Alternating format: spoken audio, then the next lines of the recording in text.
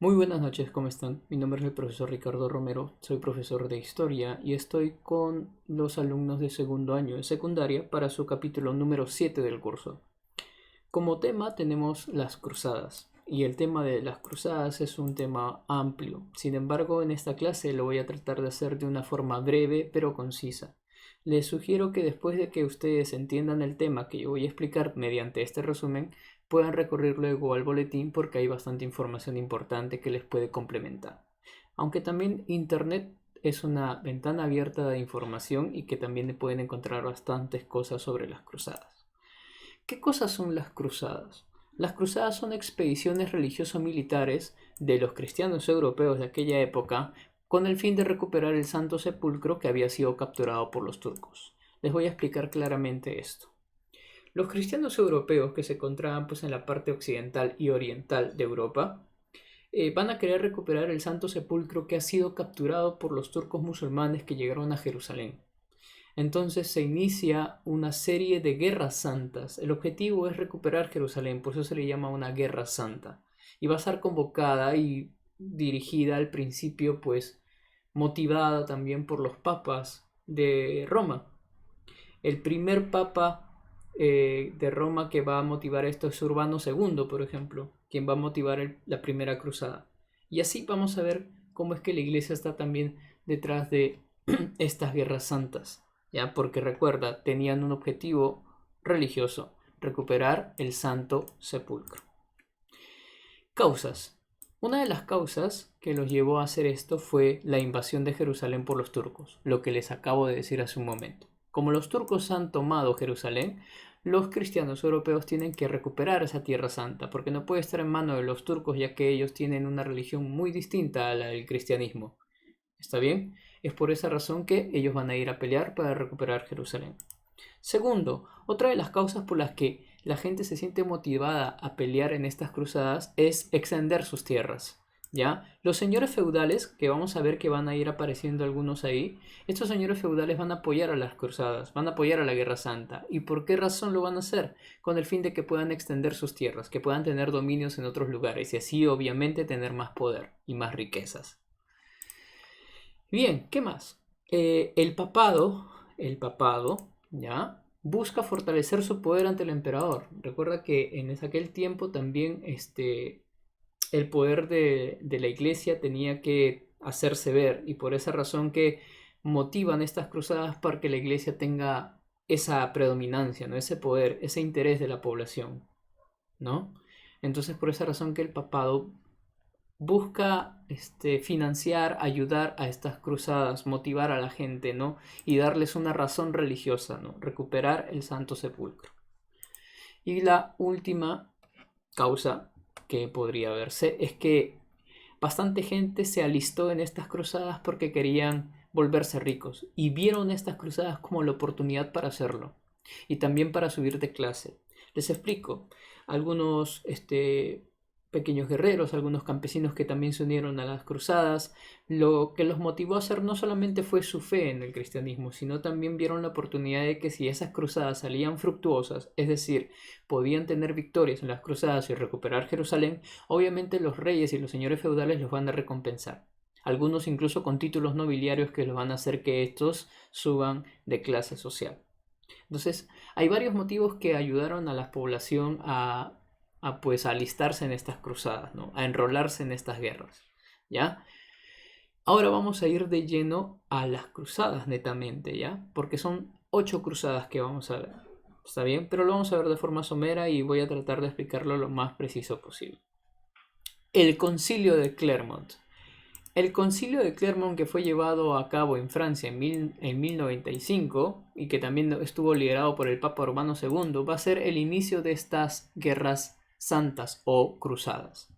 El Papa Urbano II es quien va a proclamar y va a llamar a todos los cristianos europeos a que luchen, se unan y vayan a recuperar el Santo Sepulcro que ha sido capturado por los turcos. Los motiva y como obviamente en aquel tiempo tienes que entender de que la iglesia tenía bastante poder sobre la población y la población tenía bastante fe, decidieron entonces iniciar estas cruzadas. ¿Está bien? Entonces, por favor, que quede claro, el Papa Urbano II es quien motiva esto, ¿no? Entonces, claro, de sus predecesores ya lo habían pensado, pero el Papa segundo es, Urbano II es quien lo proclama finalmente. La primera cruzada. La primera cruzada en realidad tuvo bastantes escenarios, bastantes fases también. Hubo una cruzada de los pobres, también llamada así, ¿no?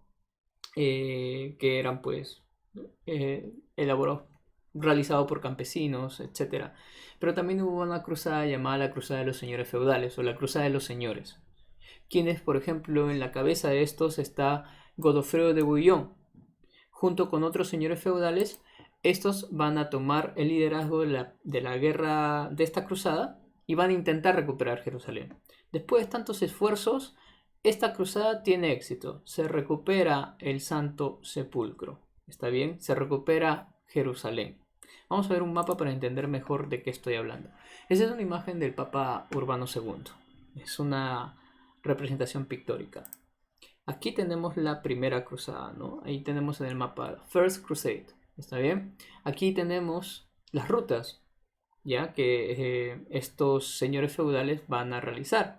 Raymond de Toulouse o Tolosa, ¿ya? Robert de Flanders, Godofredo de Bouillon, Bohemond de Taranto o de Tarento, y las fuerzas combinadas que se van a unir recién aquí por Constantinopla, cuando estos ya después de haber pasado por el oriente de Europa, llegan a Asia Menor, conquistan, bueno, están en Constantinopla, hacen los preparativos y se van a ir a dentro del Asia Menor. Esta parte es Asia Menor, ¿no? Llegan a Nicea, Edesa, Antioquía y finalmente Jerusalén. Después de varios esfuerzos se logra tener a Jerusalén como, bueno, parte de los cristianos europeos, ¿no? Baduino primero vendría a ser el primer rey de Jerusalén bajo el mando de las cruzadas. Ahí está. Entonces, esa es la ruta que ellos van a tomar, ¿no? Los señores feudales, ¿no? La cruzada de los señores feudales también se le llama así. Bien, ahora, ¿qué es lo que sigue? Luego de que se ha recuperado Jerusalén, se crea la primera orden de caballeros ahí, la orden de los templarios. La orden de los templarios son del templo de Jerusalén, ¿no? El templo de Jerusalén que cuenta la historia que fue levantado por Salomón, ¿no? El hijo de David, etc. Esa orden es la que va a resguardar el templo de Jerusalén ahí. Sin embargo, las cosas no van a quedar tan fáciles porque obviamente los turcos musulmanes van a querer recuperar Jerusalén a toda costa. ¿Está bien? Para eso entonces los señores, ¿qué señores? Los reyes más que nada de Francia y del Sirg, que es el Sacro Imperio Romano Germánico, van a detener los avances del sultán Zengi que pretende recuperar para los turcos Jerusalén. Ahí entonces se da la Segunda Cruzada. Y aquí tenemos un mapa de cómo es que se dio esta Segunda Cruzada. Ahí lo voy a agrandar un poco para que se vea. La cruzada va a ser de forma terrestre, pasando por Hungría, por el este de Europa, llegando a Constantinopla, y en Constantinopla van a tomar dos caminos, uno terrestre, por Nicea, y uno por mar, por el mar Mediterráneo, obviamente. Y finalmente llegan a Damasco y hasta San Juan de Acre, o simplemente a la ciudad de Acre. Aquí es donde van a ver que las fuerzas de Zengi van a reaccionar con más fuerza. El sultán Zengi logra vencer a las fuerzas de Luis VII de Francia y Conrado III, el emperador del Sirg. Los logran vencer por separado. Recuerden que a pesar de que estos reyes tienen la misión de recuperar Jerusalén o mantener protegida Jerusalén, ellos en realidad también dentro de la cruzada han tenido sus tensiones. Por esa razón también como que no hubo tanta organización, una buena organización militar que hizo que el sultán Zengi derrote a sus fuerzas. Esto provocó que Jerusalén quede casi desprotegida. ¿Ya? Estamos hablando ya de los reyes de Jerusalén como Baduino II, Baduino III, que van a tener que proteger Jerusalén como puedan, porque los cruzados están siendo derrotados. Entonces ahí es donde viene el problema. El sultán Zengi está a punto de tomar el control de Jerusalén. Sin embargo, Zengi fallece. ¿Está bien? Cuando Zengi fallece, obviamente le va a suceder otro, que ese es su lugarteniente, que vamos a verlo más adelante, de nombre Saladino. Él se va a proclamar sultán. Pero vamos a ver cómo es esta historia cuando lleguemos a la tercera cruzada. ¿Ya? Les explico. En Jerusalén ya habían habido 3 reyes que habían gobernado, 3 reyes cruzados, Baduino I, Baduino II, Baduino III. Sin embargo, Baduino IV, que digamos que Baduino IV acaba de tomar un papel muy importante en la historia. Baduino IV decide defenderse y quiere enfrentarse a las fuerzas de los turcos. No defenderse, sino enfrentárseles. Y va a intentar tomar Egipto. Es decir, que de Jerusalén va a tratar de invadir Egipto. Sin embargo, el lugarteniente de Zengi, cuando estaba vivo todavía Zengi, el lugarteniente de Zengi, que era Saladino, se va a enfrentar rápidamente contra ellos y va a expulsar a sus fuerzas. Lo que va a provocar que Saladino luego llegue a Jerusalén y lo invada completamente. Se puede decir entonces que con Baduino IV, el rey de Jerusalén, se pierde totalmente Jerusalén a manos de los turcos. Sí, ¿ya? Porque Saladino es quien lo toma. Aquí es donde viene entonces la historia de la Tercera Cruzada, o también llamada la Cruzada de los Reyes, que van a ser los reyes de Inglaterra, de Francia y también el emperador del Sirg, que van a tratar de recuperar Jerusalén, que ahora estaba a manos del sultán Saladino, porque Saladino se proclamó sultán. A pesar de que obviamente Zengi cuando murió había dejado un hijo, pero su hijo murió a los 12 años envenenado, así que el sultán Saladino tomó las riendas del poder. ¿Ya? Ahora, veamos el mapa de esa tercera cruzada, que es esta de acá. Como sabemos, Ricardo Corazón de León, en aquel tiempo todavía no se llamaba, no le decían Ricardo Corazón de León, de ahí le van a poner ese apodo. Ricardo, el rey Ricardo va a tratar de llegar desde Londres, llega a Lisboa, actualmente Portugal, Marsella en Francia, y finalmente se va a unir también a las fuerzas del rey Felipe II de Francia. ¿Está bien? Del rey Felipe II Augusto de Francia, que también parte de París, Génova, pasa a Venecia, Roma y llega a Reggio. ¿Está bien? Federico Barbarroja, que se encontraba obviamente en el Sacro Imperio Romano Germánico, actualmente Alemania, va a salir de Ratisbon y va a tratar de llegar por su cuenta de vía terrestre cruzando aquí el Hellespont. ¿Ya? Y ahora, como ven en el mapa, se observa claramente que ellos no tienen una ruta establecida unida. No han fijado reunirse en un solo punto de partida y a la vez llegar todos con fuerza, no. Si se están dando cuenta, cada uno toma un camino. ¿Ya? Solamente Ricardo, Corazón de León y Felipe II logran reunirse en medio de ello, pero también toman sus rutas distintas luego. Cada uno llega en un tiempo distinto y eso es lo que va a provocar luego que pierdan, pues. El sultán Saladino tenía bastantes fuerzas con las cuales defenderse. ¿Cuál era la fuerza más fuerte de estos 3 reyes? La del emperador del Sacro Imperio, pues Federico Barbarroja. Y Federico Barbarroja llega, pero lamentablemente cuando va a llegar casi a Jerusalén, cerca a Tiro, un día mientras estaba bañando se ahoga en un río. Y lamentablemente cuando sus fuerzas vieron que Federico Barbarroja se ahogó, ya no quisieron seguir. Así que regresaron. Es decir, por esa parte, la expedición de Federico infructuosa, ¿no? Mientras que Felipe II decide volver después a Francia porque también tenía algunos problemas internos ahí y tuvo que regresar.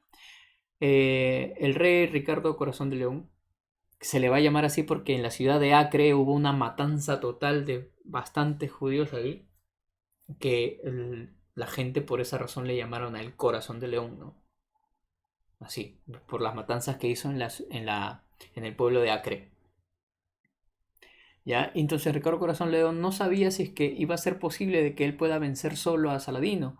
Entonces, por esa razón, estos reyes, como cada uno de ellos, uno murió, el otro regresó, Ricardo Corazón León trata de hablar con el sultán Saladino para ofrecerse una tregua.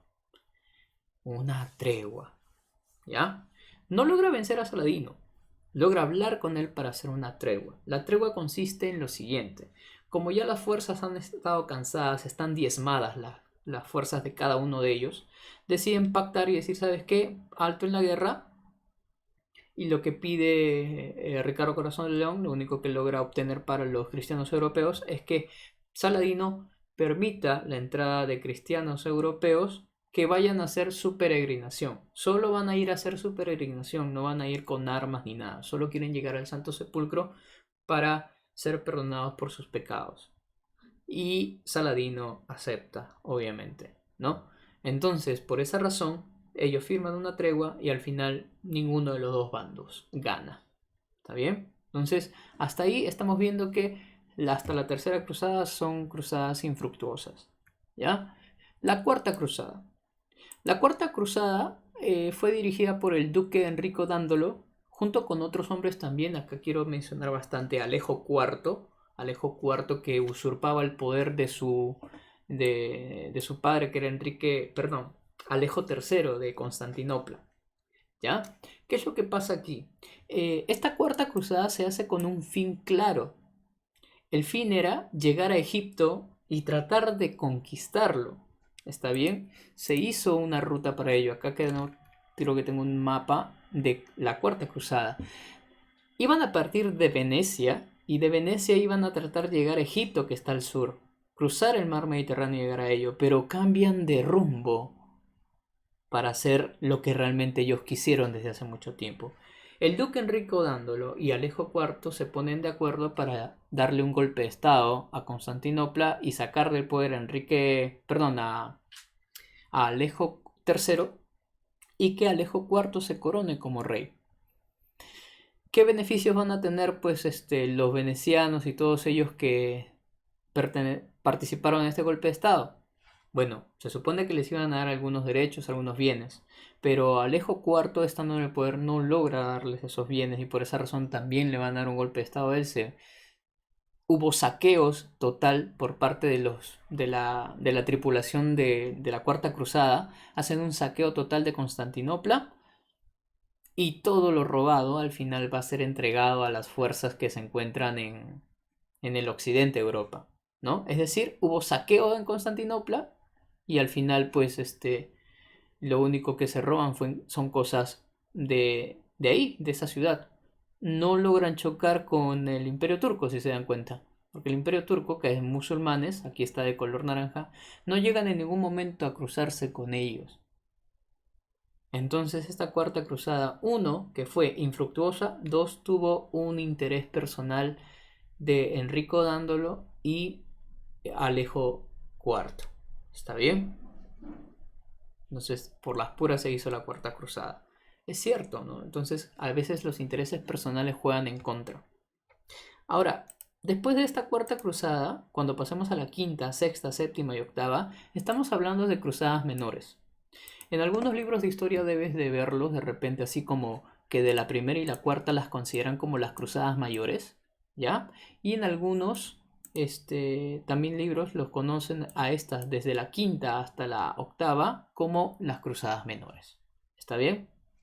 Pero entre la cuarta y quinta también hay una cruzada muy anecdótica. Esa cruzada es la llamada la cruzada de los niños, en la cual supuestamente niños se van a embarcar en una cruzada. Niños, ¿ah? Y van a tratar de recuperar Jerusalén porque dicen que un niño tuvo una revelación del Dios Padre. Se le reveló o sea, se le presentó Dios y le dijo que tenía una misión. Le va a encomendar una misión. Y la misión es convocar a todos los niños porque son los más puros, puros de pecados, ¿ya? Puros de pecados, limpios de pecados. Y ellos van a ir a recuperar Jerusalén porque solamente los que pueden recuperar Jerusalén van a ser aquellos que son puros de pecado, limpios de pecado. Ya, pues entonces los niños. Y como la gente cree más adelante esta historia, van a permitir que haya esa cruzada de los niños. ¿Cómo termina la cruzada de los niños? Y eso lo vamos a ver más adelante porque justo en el libro ahí habla un poco sobre ello y lo vamos a leer. Quinta cruzada. La quinta cruzada aquí esta quinta cruzada tiene un claro objetivo. Así como lo tuvo la cuarta cruzada, que era invadir Egipto, esta también quieren invadir Egipto. ¿Ya? Ahora, en esta quinta cruzada, el mapa que vamos a utilizar es este de acá. ¿Ya?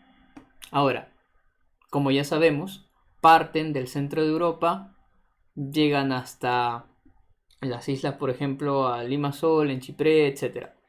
Y finalmente llegan a Acre, con el fin de después llegar a Damiate, que vendría a ser pues una ciudad al borde del río Nilo, que se encuentra al norte de Egipto, ¿ya? Y ahí hacer el primer ataque, ¿ya? Se toma Damiate, muy bien, todo chévere. Sin embargo, las ambiciones de esta quinta cruzada iban más allá. No querían quedarse solo en Damiate, querían llegar a El Cairo. El Cairo, que es la capital del actual Egipto, ¿no? El Cairo, destruir el Cairo. Entonces, como estas fuerzas dejan de lado Damiate, se dirigen al Cairo y en el Cairo van a tener una dura pelea contra los musulmanes que se encuentran ahí. Los logran repeler. Y todo lo que se había recuperado en Damiate se pierde porque como habían abandonado la ciudad recién conquistada, cuando ellos regresan ya había sido tomada por los turcos y al final de nada valió. Esa cruzada al final también es infructuosa, la quinta cruzada. Bien. La sexta cruzada, aquí sí hay que ponerle bastante interés porque sucede algo claro. Aquí hay un acuerdo diplomático, ¿ya? Así como había sucedido aquí en la tercera cruzada con Ricardo Corazón de León y el sultán Saladino, que fue una tregua nada más. Aquí es un acuerdo diplomático entre Federico II Hohenstaufen, ¿está bien? Del Sacro Imperio Romano Germánico, y el sultán Malek el Kumel, o algunos le llaman el sultán Malik. Malek, no importa.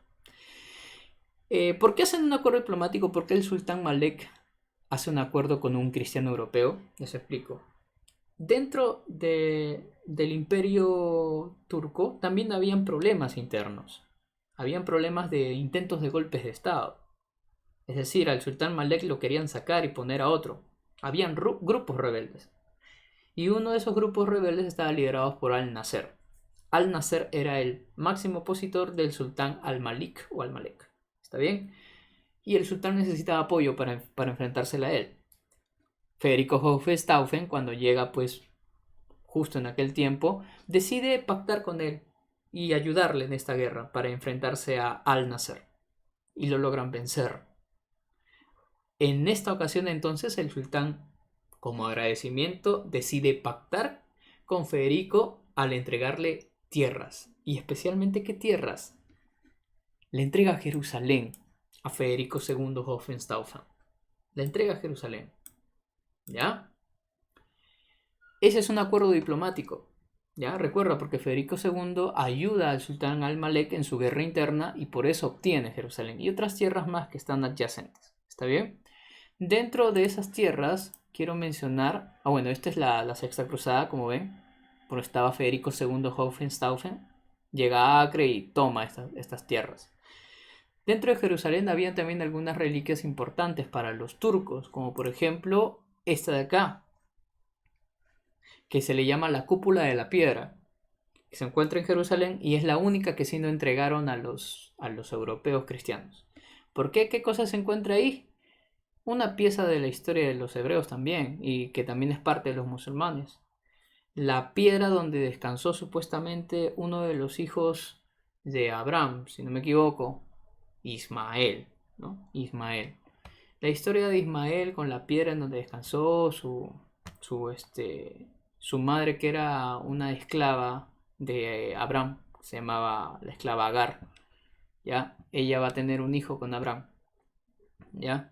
Y Abraham pues tiene como hijo a Ismael, pero no es el hijo que Dios le había prometido, porque Abraham, o sea, tenía tantos años, cuenta la historia de los hebreos, que Abraham le pide a Dios un hijo, y Dios le dijo que sí le iba a dar un hijo, pero que sea paciente, pues. ¿Ya? Que sea paciente. Sin embargo, ha pasado tanto tiempo ya que no le entrega un hijo Dios, y Abraham quiso tener un hijo por sí solo. Entonces, Abraham ya estaba casado con su esposa Sara, pero le pide pues a Sara que pueda otorgarle el permiso para que él tenga un hijo con con una de sus esclavas. ¿Por qué? Porque Sara es ya una mujer de edad y no puede tener hijos. Por eso que le dice que quiero tener un hijo con una esclava. Y bueno, según cuenta la historia, esta mujer sin regañadientes acepta y dice, ya bueno, hazlo. Y tienen un hijo. Entonces Abraham tiene un hijo con su esclava Agar, a quien le va a poner el nombre Ismael. Pero luego, sucede que Sara queda embarazada y tiene como hijo a Isaac. Y este sí es el hijo entregado por Dios, pues. ¿Ya? Porque fue algo divino lo que pasó, pues no, algo imposible de pasar. Entonces Abraham dice, ah, ya, entonces este sí es el hijo que Dios me entregó. Ya, ese es Isaac. ¿Y qué pasó con Ismael? A pesar que Ismael es el hijo mayor, ya queda en un segundo plano. Y por esa razón se dice que Ismael después con su madre Agar, toman un camino distinto, se van. Y dice que en medio del camino Dios les habla, les da de beber, les da de comer. Y en una piedra Ismael se echa a dormir y lo toma como cabecera. Y después de esa piedra dicen que se negrea, como que se pone muy negra esa piedra. Y esa piedra es una reliquia de la historia de los musulmanes porque dice que Ismael es el que va a dar vida pues a todos los musulmanes, más adelante, a todo el pueblo musulmán, ¿no? Sus enseñanzas. ¿Ya? Entonces por esa razón que ese templo es muy importante pues para los turcos musulmanes. ¿Ya? Y eso es lo único que sí no entregaron de Jerusalén. Ya está, hicieron el acuerdo diplomático, se acabó. Pero ahora, la séptima y octava cruzada, que los he puesto juntos porque quiero que entienda que fue organizado por un mismo hombre, por un mismo rey llamado Luis IX, ¿ya? Que es el rey de Francia, al cual también le van a llamar más adelante San Luis, porque lo van a canonizar, ¿ya? Luis IX organiza esas dos cruzadas. Y vamos a ver qué es lo que pasa. En la séptima cruzada, él logra llegar a Damiata. ¿Se acuerdan? Esa... ¿Dónde está? No, aquí no está. Esta ciudad, ¿no? Damiate. O Damiata. ¿Está bien? Llegan hasta esta ciudad. Y lo mismo que había pasado con anteriores cruzadas, él intentó capturar el Cairo. Y al final pues no le fue muy bien. Más bien aquí sí sucedió algo peor. ¿Ya? Aquí las fuerzas del rey no fueron suficientes y no pudieron escapar y fueron apresados. Fueron apresados, el rey fue apresado y tuvo que pagar por su rescate. Se dice que tuvo que pagar más de 1.000.000 de esas monedas que ellos utilizaban en aquel tiempo. ¿Ya? Bizantines, si no me equivoco. ¿Ya? Tuvieron que pagar una dura cantidad de dinero. Y además también tuvieron que comprometerse a alejarse de Damiata y dejar esas tierras, ¿no? Entregarlas de nuevo a los turcos. O sea, al final la séptima cruzada no generó ninguna victoria para los cruzados. Va a ser después todavía en la octava cruzada donde toma la decisión Luis IX de nuevo hacer una cruzada contra los turcos y esta vez va a tomar un curso distinto. No va a ir de frente a Egipto, va a ir de frente a Túnez. Para que desde Túnez hagan una caminata por tierra hasta llegar a Egipto, hasta el Cairo. ¿Ya? Vamos a ver cuál es ese mapa para que ustedes entiendan. Aquí está, esta es la octava cruzada. Bueno, ahí está, ¿no? París. Llegan hasta Caligari, de ahí llegan a Túnez. Aquí se hace una dura pelea y sí, obtienen la parte de Túnez. Y lo que pasa es que la intención era hacer una caminata terrestre para llegar al Cairo, ¿ya? Y ahí ir ganando adeptos, ir ganando algunos militares, algunos recursos para que se haga más fuerte la armada. Sin embargo, en Túnez estaba pasando un problema. En Túnez estaba dando una epidemia de disentería, una enfermedad que te daña el intestino grueso, ¿no? Con fiebres, vómitos, etc. Y lamentablemente, pues Luis IX cae enfermo de esa enfermedad. ¿Y qué es lo que pasa con él? Muere debido a esta grave enfermedad de disentería. Lo que no sabían que estaba pasando ahí justo les da, ¿no? Entonces, al final se muere. Y así es como termina la historia de las cruzadas, ¿no? Al final que tanto esfuerzo se quería obtener pues tierras en Jerusalén, aunque con un pacto diplomático se pudo obtener de ella, etcétera, ¿no? Todo esto es lo que ocurrió. en las guerras santas. ¿Qué pasó con los turcos? Los turcos más adelante igual van a seguir queriendo conquistar el corazón de Europa, ¿ya? Y lo vamos a seguir viéndolo más adelante, que van a tener enfrentamientos, ¿ya? Y obviamente, los europeos van a seguir también defendiendo sus tierras. Esto todavía no va a acabar. Ese sentimiento de que todavía siguen en cruzada va a seguir todavía años después, ¿ya? Y lo vamos a ver en capítulos posteriores. Bien, ¿qué consecuencias trajo esto? Una de las consecuencias es que el feudalismo va a decaer. ¿Se acuerdan de esa época de los grandes señores feudales? Ya, el poder del señor feudal se va a ver debilitado. ¿Por qué? Porque ahora los reyes son los que van a tener mayor poder, mayor interés. La población va a obedecer más al rey, va a seguir más al rey. Debido a que tú sabes que el rey ha dominado en esta época de las cruzadas, pues, porque ha organizado bastantes cruzadas. Hemos visto bastantes reyes que las han organizado. Solo, bueno, en la primera cruzada que vimos, pues, el interés de algunos señores feudales, como Godofredo de Bouillon, pero la mayoría de las demás, no. La mayoría de las demás cruzadas tenemos a reyes protagonistas y que van a adquirir cada vez más poder en desmedro del señor feudal. Esa época del feudalismo va a acabar en algún momento. ¿Qué más? Hegemonía comercial marítima de las ciudades italianas. Las ciudades italianas van a tener hegemonía ahí en el mar Mediterráneo y se van a dedicar al comercio. El comercio incluso también con partes de las ciudades que se encuentran al norte de África. Aumentan las reservas de metales preciosos en las ciudades de la cuenca occidental. Eso sí, en la cuenca occidental, en la parte... A ver, vamos a ver un mapa para que lo entiendan. Aquí en la cuenca occidental, aquí va a haber una gran cantidad de metales preciosos que se van a obtener más adelante. Y además también porque parte de algunas expediciones que van a hacer los europeos las van a enviar también más acá, pues al África, y van a obtener también riquezas de ello. Y por último, enriquecimiento de la cultura europea occidental debido al contacto con el mundo clásico a través del Islam. Ya. Esto sí, algo muy importante. Acá hay un cruce cultural, un sincretismo cultural. ¿Está bien? Los europeos occidentales, si bien se han estado peleando a espadas, todo lo demás contra los turcos, también ha habido un intercambio de cultura, porque han aprendido también de ellos. No solo han aprendido estrategia militar, sino también modos de vida. ¿Está bien? Entonces, eso es lo que va a provocar un enriquecimiento de la cultura europea occidental por tener contacto con el pueblo islam, ¿no? Del Islam. Bien, ahora, acá solamente una imagen de los caballeros templarios, la primera orden que se había creado acá en Jerusalén. Las cruzadas, una imagen referente a las cruzadas, pero lo más importante, como viste en el video, los mapas. Los mapas nos ayudan a entender mucho mejor el tema, ¿no? El tema. Pero vamos ahora a pasar con la resolución del boletín. Así que vamos a irnos al boletín virtual. Bueno, ustedes a su boletín físico. Y vamos a ir a las páginas número 163, 164 y la 165. ¿Está bien? Bien, ahora vamos a utilizar esta realización de boletín que yo ya lo había hecho con anterioridad para poder entender mejor y ayudarnos más rápido a elaborarlo. ¿Está bien?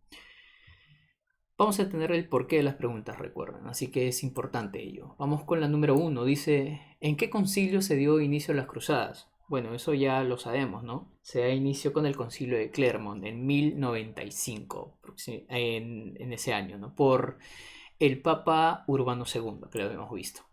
Vamos con la 2. ¿Quiénes impulsaron la Cuarta Cruzada?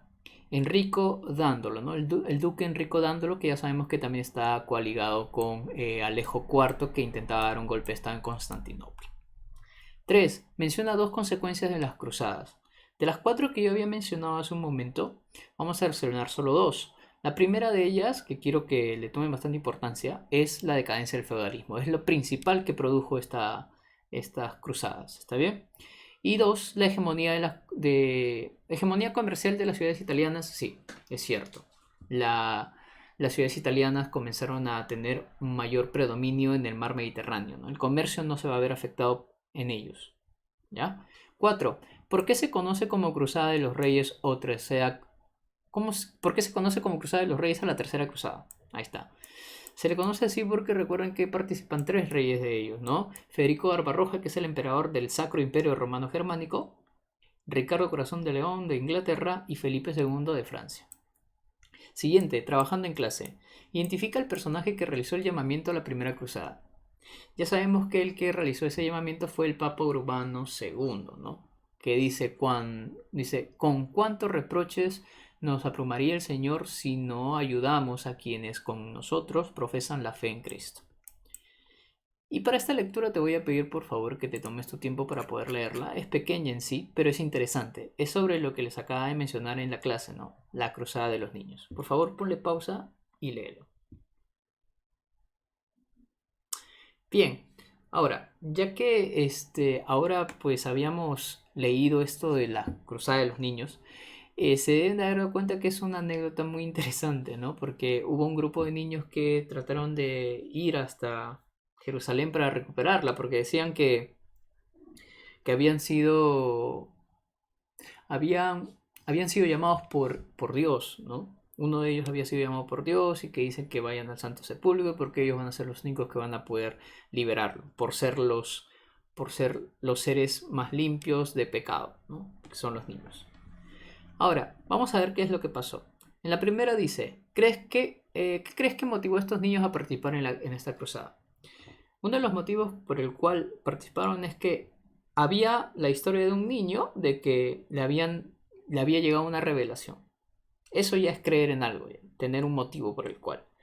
Tenían bastante fe, obviamente, entonces por esa razón creyeron en las palabras que dijo este niño, ¿no? Entonces por esa razón la respuesta sería, afirmaban que Dios le había dado una orden divina a través de las revelaciones, ¿no? Por esa razón que estos niños decían, pues no, que iban a ir porque Dios los había llamado. 2. ¿Cuál fue el resultado? Al final sabemos que estos dos grupos tuvieron caminos distintos, pero al final quedan infructuosos, ¿no? El primero de ellos, por ejemplo, que salió de la ciudad de Colonia, fueron a atravesar los Alpes, pero al final no lograron pasar todos. Muchos murieron, algunos regresaron y otros se quedaron a trabajar en Italia.